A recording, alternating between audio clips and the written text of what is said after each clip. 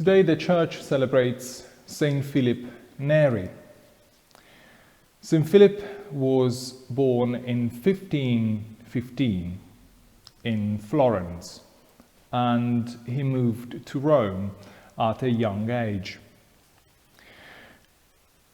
Whilst in Rome, he worked as a tutor to earn his living, but his passion, his calling, was to bring the Lord Jesus Christ to others.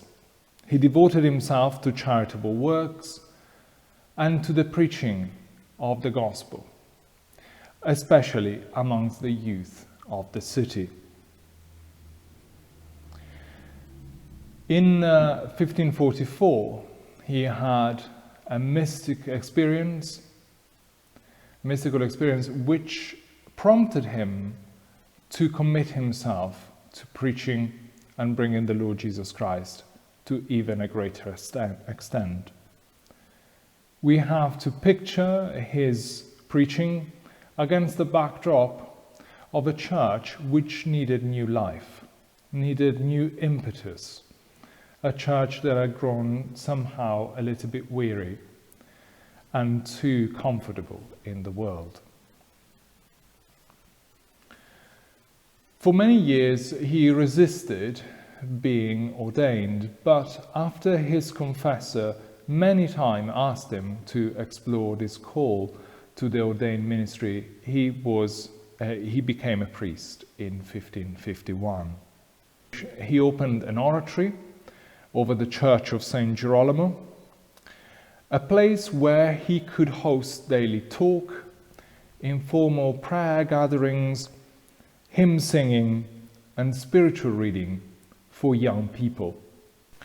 From that oratory, that was the beginning of the congregation of the oratory, which he founded, and is a congregation, a religious family of priests, which is still active today and is active in Britain as well. St. Philip's hallmarks or hallmark traits were a deep personal holiness and deep joy.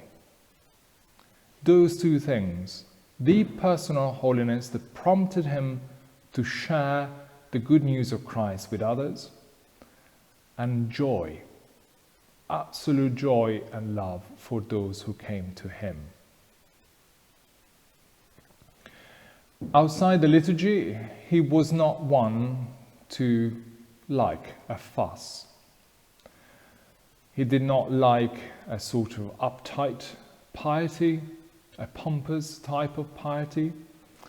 And we are told that when people in his group, his followers, displayed those characteristics, he would stand on his head to make them laugh.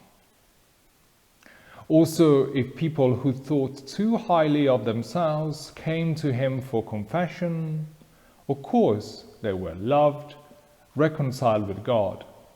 But as a penance, St. Philip would tell them to walk through the streets of Rome carrying his cat. Apparently he was very fond of cats, which is something that I commend. Deep joy, a fool for Christ, he's been described as that as well. Infectious joy that brought many souls to the Lord Jesus. The first reading appointed for today is St. Paul speaking to the Philippians, saying, "Rejoice in the Lord always," or "I want you to be happy, always happy in the Lord." What place does joy have in our spiritual life? How do we rejoice in our faith? St. Philip, through his life, his ministry, reminds us that if we nurture our spiritual devotion, our spiritual life, and we nurture our joy in the Lord, those characteristics will help us a great deal in bringing the Lord Jesus to others. during this time we are thinking and praying about new evangelization. So may St. Philip, with his prayers and example, help us in this new evangelization.